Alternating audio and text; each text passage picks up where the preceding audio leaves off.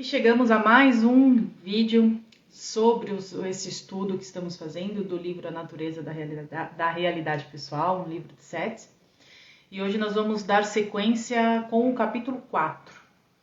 E aí vocês vão ver que nesse capítulo, Seth ainda vai reforçar a ideia que ele nos apresentou das crenças centrais, de como infinitas ramificações acontecem a partir de uma única crença ou de um conjunto de crenças centrais que se ramificam. E aí vocês vão entender qual a crença central que nós temos, que a gente falou, que a gente vem falando, não só no material do Seth, mas também para quem está estudando conosco um curso em milagres.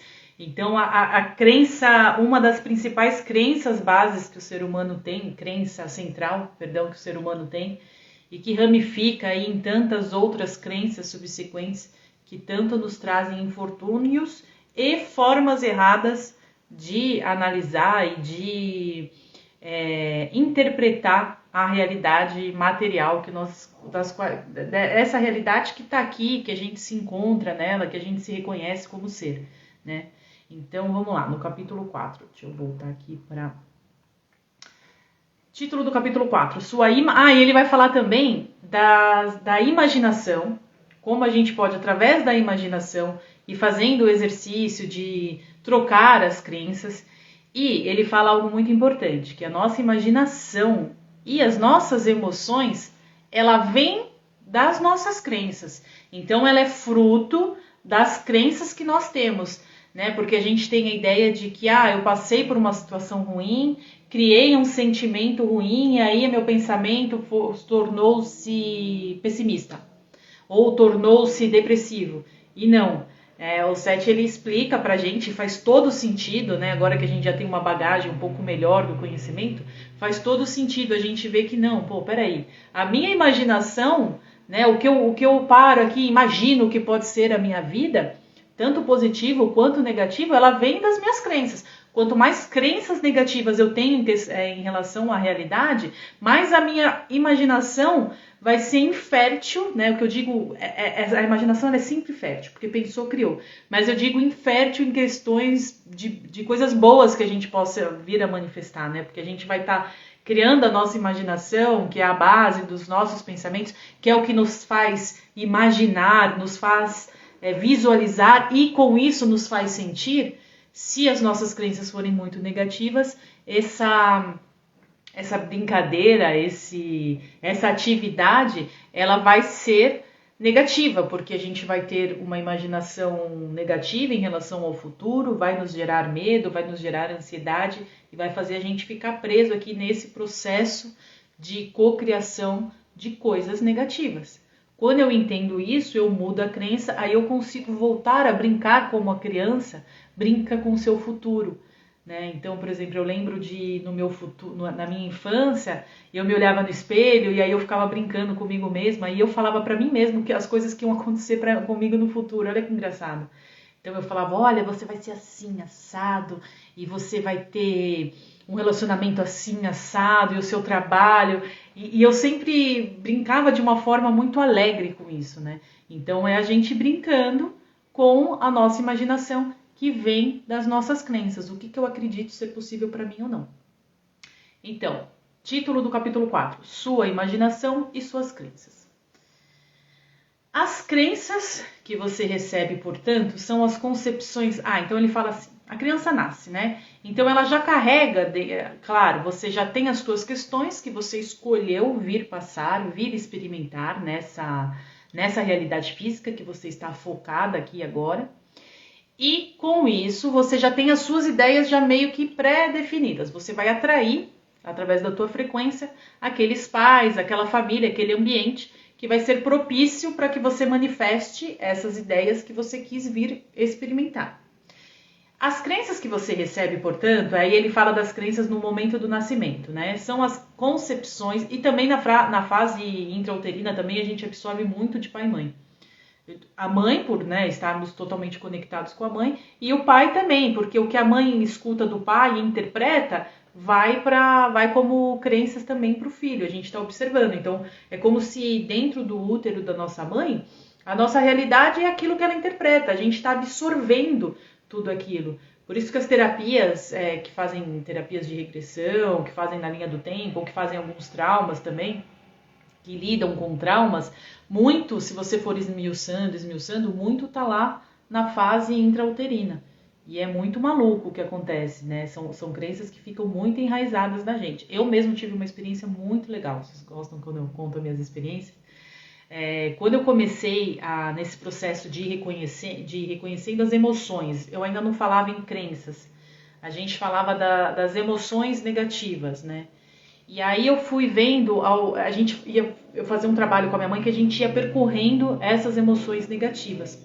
E aí eu me vi numa situação, e aí eu descrevi essa situação como era algo que eu achava que o meu pai tinha em questão negativa comigo. Por exemplo, eu achava que eu estava incomodando, não que eu tivesse uma relação ruim com meu pai, muito pelo contrário. Mas dentro de mim, eu estava sentindo esses aspectos. Por quê? Porque eu fui olhar para isso? Porque eu estava em questões profissionais que não estava rolando. Eu não estava encontrando um trabalho que me agradasse, ou se o trabalho era legal, o ambiente não era legal. Então aquilo estava me dando umas questões que falavam, putz, o que está de errado comigo, né? E aí, tentando buscar algo nesse sentido, a gente foi regredindo nessa emoção, e aí eu senti algo como assim, putz, mas eu tô incomodando, acho que eu atrapalho, sabe? Era mais ou menos um sentimento assim. E falei, puxa vida, da onde que vem isso, né? Porque por fora, a minha forma de ser é totalmente contrária disso. Mas aí você vai descobrindo coisas que a gente nem imagina. E aí eu fui esmiuçando, e aí eu fui vendo que eu fui começando a repetir frases, né? Então minha mãe meio que estava meio que numa regressão consciente. E aí eu tava indo e aí eu começava a repetir frases. Putz, mas que saco! Não era pra estar aqui agora, não era pra essa pessoa estar aqui agora. E eu sei que estava se referindo a mim. Eu falava pra minha mãe, putz, eu tô ouvindo isso e eu acho que é do pai. O pai tá falando isso pra mim, que não era pra eu estar aqui agora. Aí você já imagina, será que ele não queria que minha mãe tivesse ficado grávida? E não. Minha mãe até conta que dos 3 filhos, a segunda gravidez, que foi a minha, eu fui a que foi realmente planejada, que já queria vir o segundo filho. Então teve o primeiro, muito bem recebido. Aí o segundo ela planejou, ela quis fazer e tal. Então não fazia sentido isso. E a gente começou a voltar, aí mais. E ela perguntando, mas quem tá falando isso pra você? Quem tá falando isso pra você? Aí eu dei um estalo assim na minha mente, e aí eu vi nitidamente que era o médico que havia sido chamado no meio da sua folga, das suas férias, não sei, para fazer o meu parto. Eu nasci de 8 meses, não estava previsto, não era essa data que era para eu ter nascido, mas enfim, aconteceu e ele foi chamado às pressas para realizar então a cesárea da minha mãe.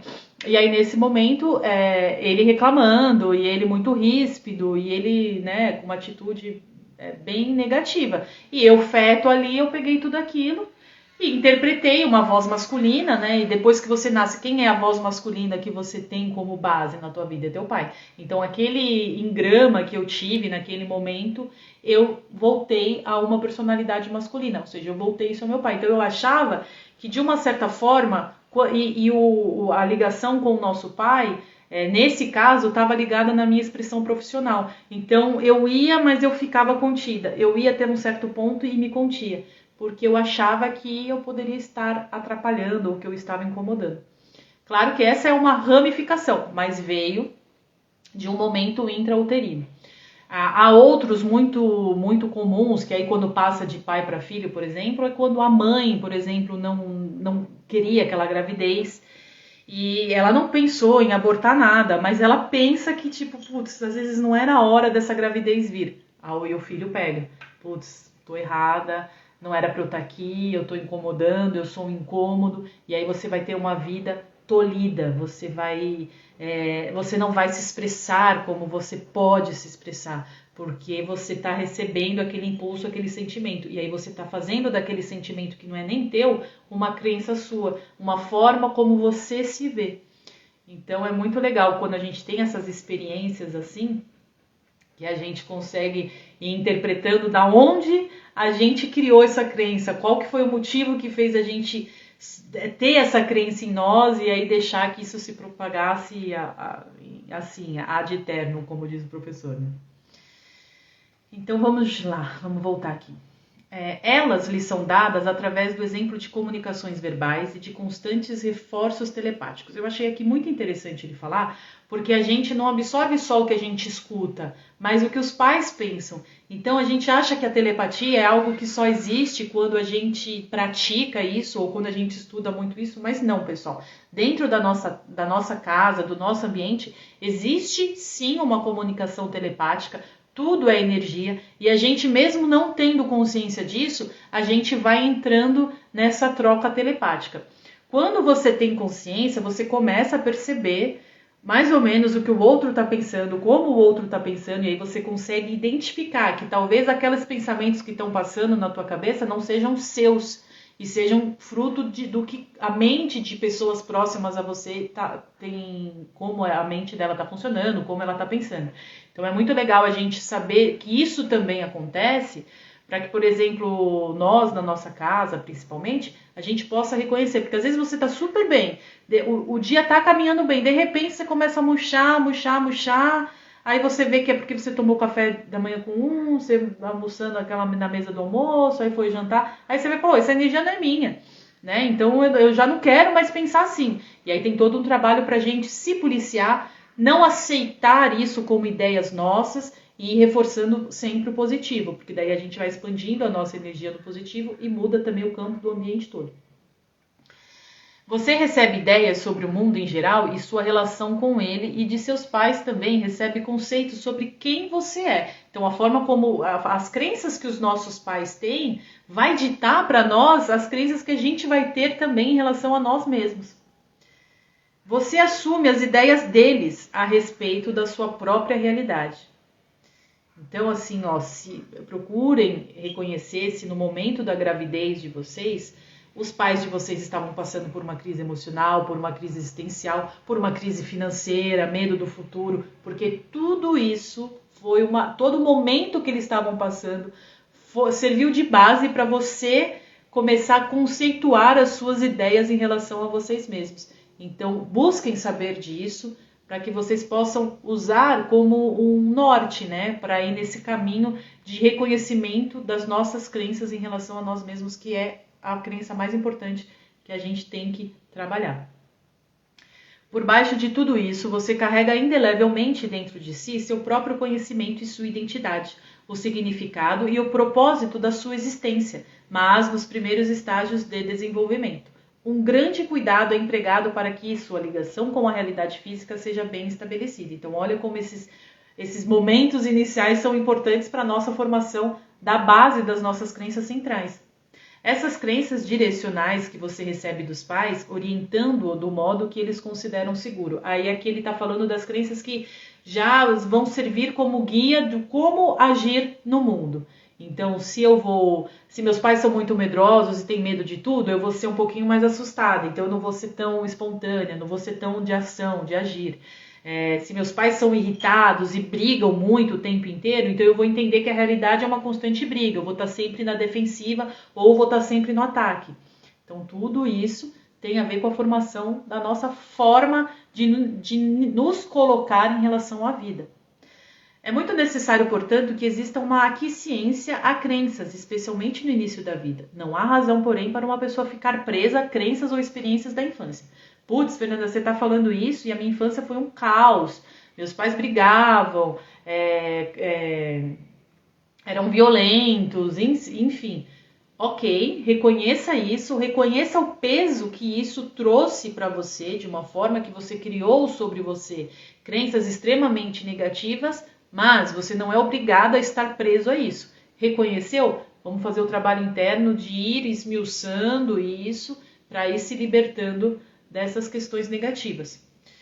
Um começo importantíssimo é o trabalho do perdão, né? Então, reconheceu que a infância foi caótica, primeiro perdoa pai e mãe, entenda isso, entenda esse movimento, entenda que foram escolhas suas, que você escolheu estar lá naquele núcleo, porque você sabia que você tinha que lidar com essas ideias, com essas experiências, com essas crenças. Então, você usou daquela família para que aquelas crenças estivessem bem latentes dentro de você, para agora, nessa vida aqui, você olhar para elas e ressignificá-las e tá tudo certo. A mudança, ela é sempre uma escolha nossa. Então, por mais caótico que foi lá atrás, hoje você consegue mudar. Nada está fixo em um passado, porque o tempo não existe como a gente pensa. Então, o momento de mudança, ele é eterno e é constante. Então, sofri lá atrás, ok, eu deixo lá atrás. E agora eu me coloco aqui como uma forma diferente. Né? Eu me vejo de uma forma diferente. E eu fazendo esse processo, o peso emocional lá de trás, ele vai ser ressignificado. Então, por mais pesado que foi a infância, você consegue, no aqui e agora, mudar as suas crenças em relação a você mesmo, se sentir amado, porque todos nós viemos do amor do nosso Criador. Reconheça isso. Compreenda seus pais, compreenda seu pai, sua mãe, entenda que eles também têm as questões deles e que tá tudo bem. E aí você vai fazer esse trabalho, aquele peso emocional se desfaz. Você não vai mais carregar na tua frequência aquela energia. E aí você fica leve. E aí é por isso que a gente consegue esse processo de mudança. Porque tudo são energias. E aí a gente mudando como a gente alimenta as crenças, as energias mudam. Muitos de vocês têm medo que vamos lá. Você pode dizer, que ele vai dar um exemplo. Estou assim. Então, olha como as crenças, gente. Como é doido esse negócio de crença. Como a gente acha que uma crença está focada em um assunto, mas quando você for esmiuçar, ela está ligada a um assunto totalmente nada a ver. Mas que tem tudo a ver, né? Você pode dizer, por exemplo. Peraí, deixa eu ver. Não, aqui, ó. Ele dá um exemplo de crenças que parecem inofensivas. Você pode parecer tolo para você, digamos, já ter acreditado no pecado original. A gente falou sobre isso no capítulo passado, né? Talvez não seja tão óbvio o fato de que muitos de seus atos são motivados por uma crença na culpa. A gente pode falar, que bobeira esse negócio de pecado original. Eu não acredito nisso, Fernanda. Mas isso tá embutido no ser humano. Isso é uma crença, como é que a gente pode falar? Uma crença em massa, uma crença coletiva, né? Que todo mundo que nós não precisamos entender esse processo, mas nós, como mente coletiva, resolvemos acreditar nessa forma negativa de enxergar o ser humano. Lembra que a gente falou muito disso no vídeo passado? Então a gente pode parecer boba, eu não acredito que Adão e Eva veio o pecado, eu não acredito nisso. Mas tem essa crença, a humanidade carrega essa crença. Então ela pode parecer tola, mas ela nos faz carregar, e vocês vão ver uma das principais crenças básicas que a gente tem que desfazer, que é a crença na culpa. Vamos ver um exemplo como isso se ramifica. Você pode dizer, estou acima do meu peso porque me sinto culpada sobre algo no meu passado. Poderá então tentar descobrir o que aconteceu, mas nesse caso, seu problema é uma crença na própria culpa. Eu acredito na culpa. Então eu vou sempre justificar com algo que aconteceu no meu passado, porque a minha crença na culpa faz eu ter esse sentimento. Mas o que tem a ver a sobrecarga no peso? Você não precisa carregar tal crença. Tenha muita consciência de que fortes elementos da sua civilização são formadas tendo em base com ideias de culpa e punição. Muitos de vocês têm medo de que sem um sentimento de culpa não haja disciplina interior e o mundo enlouqueça. Ele está bem enlouquecido, você sabe, não a despeito das suas ideias da culpa e punição, mas em grande parte por causa da crença que temos na culpa e, por consequência, a sua punição. Então, olha como essa é uma das fortes crenças que a gente tem que desfazer. Aí, voltando à ideia que ele usou do exemplo como sobrepeso, que ele fala um pouquinho mais adiante no livro, mas eu vou já colocar aqui. A gente se sente culpado, então a gente tem que se proteger, porque uma punição vai vir. E aí eu vou ficar bem pesada para que as pessoas não possam jogar comigo, não possam me jogar para lá e me jogar para cá. Eu vou criar a minha defesa e vou ficar aqui presa achando que eu estou me defendendo, criando camadas extras de mim. Esse é um exemplo, né? Aí cada um esmiuça de acordo com o que for viável. Mas olha como uma coisa que não tem nada a ver tá ligada ainda ao sentimento de culpa. Se você for jogar isso para o relacionamento amoroso, para a vida profissional, o quanto a gente se culpa, o quanto também tem um lado do quanto que a gente não quer se expressar, tem medo de se expressar, vai se fechando em camadas de nós mesmos, porque quem se expressa é tolhido. Isso também é muito importante. Em grande parte, mas não completamente, sua imaginação e também suas emoções seguem suas crenças. De certa forma, há alguns padrões que são gerais. Uma criança chora quando está machucada. Ela para quando a dor para. E as emoções que estão por trás do choro automaticamente serão transformadas em outras. Isso se o processo fosse natural, fosse ok. Chorei, estou sentindo dor, chorei naquele momento de dor. Passou a dor? Aí passa o sentimento, passa a emoção. Se a criança, porém, descobrir que continuando a chorar depois que tudo passou, conquistará atenção e consideração especiais, ela começará a prolongar essa emoção de choro. Olha onde a gente vai chegar com isso. Desde os primeiros estágios, a criança compara automaticamente sua interpretação da realidade com a dos seus pais. Embora seja natural a criança chorar ou ficar amuada quando machucada, essa atitude pode transformar-se em crença, a tal ponto que um prolongamento da tristeza seja adotado como padrão definido de comportamento. O que ele está querendo dizer aqui? Por trás disso estaria a crença de que qualquer machucado é inerente em desastre. Tal crença poderia ter uma origem em uma mãe, por exemplo, super ansiosa. Então caiu. Aqui eu vou dar um exemplo, não quer dizer que seja só assim que funcione. A criança tá chorando e a mãe vem, ai, coitadinho. Ele vai entender que, ele tá tendo uma atenção especial de uma mãe, que tá desesperada pela dor dele, mas aquela atenção que ele tá recebendo tá legal. A criança entende que ok você prolongar o sentimento de dor, que é válido você prolongar o sentimento de dor, porque isso te traz atenção, isso te torna especial. Aqui, depois ele fala um pouquinho mais pra frente, que nós vamos chegar lá, é a base do início das depressões. Então, olha que maluco e quão fantástico é a gente ter esse entendimento. Não tô aqui criticando quem tem depressão, tá? Todos nós, em momentos da nossa vida, a gente passa por períodos de depressão. Mas a gente tem que escolher parar o prolongamento desse sentimento. Então, se a gente estiver se sentindo depressivo, façam igual eu me dou um dia pra estar ruim. Me fecho, observo, mas no dia seguinte eu já tenho que sair. Então, se a gente começar com esse processo, a gente vai encurtar o prolongamento dessas emoções negativas. E aí, fazendo o processo do reconhecimento das crenças, a gente vai reconhecendo os gatilhos, né, que nos colocaram nessa situação de se sentir para baixo. A ideia em si não está escondida, nem é inconsciente. Então, eu adoro que o Seth ele fala que o teu inconsciente é extremamente acessível a você, porque é nosso. Né? Então, a gente sabe o que a gente guarda na nossa gaveta. É só ir fazer o trabalho de ir lá e procurar. Elas apenas não são examinadas. Uma das crenças mais prejudiciais de todas, como mencionado anteriormente, é a ideia de que os motivos para o seu comportamento atual estão escondidos e são geralmente inacessíveis. Essa crença fecha-lhe o conteúdo da sua mente consciente e impede que procure ali as respostas que acham indisponíveis. Ou seja, a gente acha que não é possível fazer esse trabalho de reconhecimento de crenças porque está tudo no inconsciente, que eu preciso de ajuda para entrar em contato. E não é isso. A gente coloca no inconsciente aquilo que a gente não quer lidar, aquela crença que a gente não quer olhar. Se o nosso ego estiver muito reforçado, né, que o ego, a gente já falou no vídeo passado, é consequência das crenças que a gente tem, e ele for muito fechado, a gente tiver preguiça de fazer esse trabalho, porque a gente não quer assumir para nós mesmos que a gente teve várias formas erradas de ver a vida, a gente vai projetando isso e vai tornando isso cada vez mais inconsciente, que aí a gente cria as nossas sombras, né? O Hélio Couto fala muito sobre isso. As sombras que a gente vai empurrando lá para o inconsciente, e a gente acredita que esse inconsciente é inacessível, né? Só pode ser acessível através de hipnoses ou terapias com alucinógenos, enfim.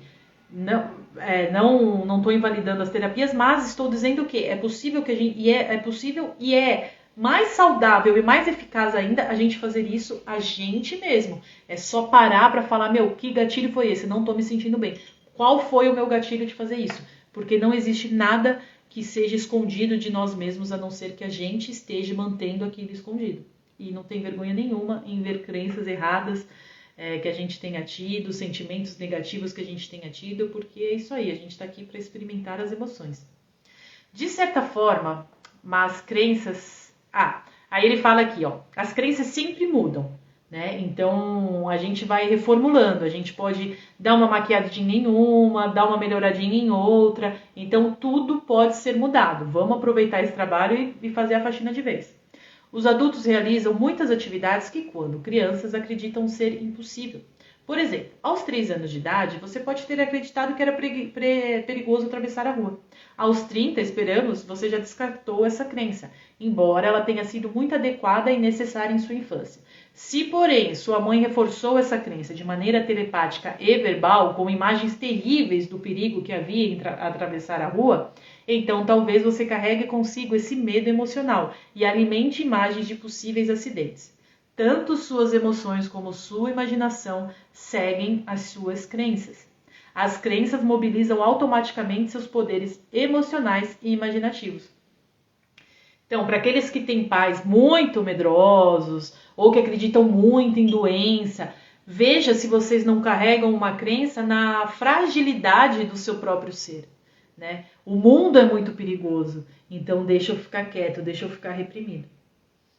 Com muita deliberação, use sua mente consciente com alegria, criando uma brincadeira como fazem as crianças, na qual, durante um tempo, ignore-se completamente o que parece existir em termos físicos e finge que o que realmente deseja é real. Brincadeira de imaginar, como eu falei no começo do vídeo. Brinque no espelho com você mesmo, se imagine do jeito que você quer ser. Se você for pobre, propositadamente, finja que tem tudo o que precisa financeiramente. Imagine como vai gastar seu dinheiro. Se estiver doente, imagine-se brincando que está curado. Veja-se fazendo o que faria estando saudável. Se tiver dificuldade em comunicar-se com outros, imagine-se fazendo com facilidade. Se considera sua vida sombria e sem sentido, imagine-se pleno e feliz. Ora, isso não parece uma coisa prática, mas no dia a dia você frequentemente coloca a sua imaginação e suas emoções a serviços de crença muito menos valiosas, com resultados muito claros e que gostaria de acrescentar, infelizmente, práticos. Ou seja, a gente tem que fazer essa brincadeira, se divertir com a vida para que a nossa emoção seja alta, seja forte e dê espaço para que a gente mude as nossas crenças. Então vamos brincar de ser feliz, vamos imaginar o máximo de felicidade, como a gente quer estar, para que a nossa emoção nos eleve. E aí nos elevando a gente vai começar a mexer nesse terreno, sabe? No terreno das nossas crenças. A gente vai começar a movimentar essa terra aqui para que a gente possa ter um cultivo melhor, plantar sementes melhores. A gente tem que se permitir esse exercício, sim, porque sem alegria, sem espontaneidade, a gente não consegue mudar essas crenças. Como é que você vai mudar algo sem mudar a tua frequência, né? Como é que você vai acessar uma crença pesada com a tua energia e a tua emoção pesada, né? Tudo fica difícil e a vida não é para ser difícil. Nós não estamos aqui pagando pecado nenhum, nem pagando punição nenhuma. A gente está aqui para expressar as nossas emoções. Entender como as nossas emoções, os nossos pensamentos, como as nossas ideias criam. Então vamos fazer isso da melhor forma possível. Suas crenças geram emoção. Está na moda colocar sentimentos acima de pensamentos conscientes. Os dois, na verdade, andam juntos, mas seus pensamentos conscientes determinam em grande parte as suas emoções e não o contrário.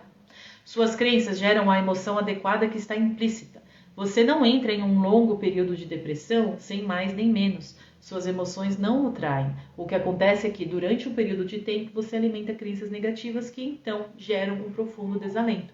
Então, a gente vai vendo a vida cada vez mais com uma lente negativa. É óbvio que nós vamos, por conta dessa crença e dessa lente que a gente está olhando a vida, é óbvio que a gente vai criar em nós uma montanha de emoções negativas. Uma montanha de emoções negativas em cima dessa pessoa, o que ela vai manifestar? A depressão, né? Não tem como colher um resultado diferente se o que a gente está semeando são ideias totalmente negativas em relação à realidade, né? A gente não teria como ir para outro caminho. Vamos ver aqui mais. É engraçado, né, como a gente vai analisando e exemplos vão fazendo cair as fichas em nós, né? Aí outra coisa que eu achei legal grifar aqui. Os eventos imaginativos geram emoções próprias. Então estamos brincando e estamos aqui mentalizando coisa boa ou mentalizando coisa ruim. Olha o que gera no nosso corpo físico. Olha que interessante isso. Os eventos imaginativos geram emoções próprias que automaticamente causam mudanças hormonais. Então olha aí o problema na tireoide, o problema no pâncreas, em tudo que nos traz hormônios, ó. em seu corpo ou afetam seu comportamento em relação a outras pessoas, ou ainda fazem-no interpretar eventos sempre à luz de suas crenças. E assim a experiência diária parecerá justificar aquilo em que você acredita cada vez mais. Então, vamos imaginar assim, o que a gente pensa, né, o que a gente sente, o que a gente vibra, cria a nossa realidade física, cria a matéria da vida que a gente está experimentando. Dentro do nosso corpo, isso vai criar as hormônios ou reações em nossos órgãos. Isso também cria algo que o nosso corpo vai experimentar de uma forma fisicamente orientada, falando. Então, a gente tem, se tivermos qualquer problema físico, o caminho essencial para a cura é a gente ver qual é o tipo de emoção que a gente está vibrando, e aí esmiuçar a crença que está fazendo a gente ter aquele sentimento em relação a nós mesmos, em relação à vida, para que a gente possa fazer esse trabalho também. Eu achei legal ver quando ele fala isso, esse negócio do hormônio, né? E tirando casos de doenças mais maiores, assim, mas a gente sente, principalmente nós mulheres, né, como a retenção de líquidos ou como o comportamento hormonal do nosso corpo está ligado às nossas emoções, né, como isso reflete no nosso corpo físico. Então é legal para a gente ter como base esse entendimento para que a gente percorra isso.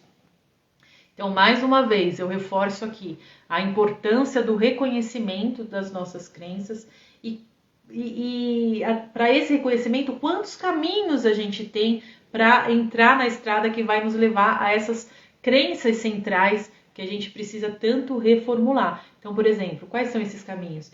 Então, são as emoções, que tipo de emoção a gente está vibrando, qual é o tipo de pensamento que a gente está tendo, qual o tipo de relação, e aí a gente pode olhar lá para trás para ver a relação com pai e mãe, para a gente já conseguir nortear um caminho. O meu corpo físico, como está a aparência do meu corpo físico? Isso está me incomodando? Estou feliz? Não estou feliz? É um caminho para a gente também usar para fazer esse reconhecimento de crenças. Então, tudo na nossa vida nos leva a esse exercício. Reconhecimento de crença e principalmente o que a gente pensa de nós mesmos. Então esse livro ele vai ser uma base e ele vai reforçar muito essa ideia do que a gente pensa, quais são as crenças que a gente tem em relação a nós mesmos, porque são elas que estão moldando a nossa física, a nossa vida física experimentada, essa vida física que a gente vem vivendo. Muito obrigada e até o próximo vídeo. Se você gostou deste e dos demais materiais de nosso canal, peço que curta este vídeo e se inscreva no canal. Assim, o YouTube entenderá que o assunto tem relevância e você estará ajudando para que mais pessoas recebam seu conteúdo.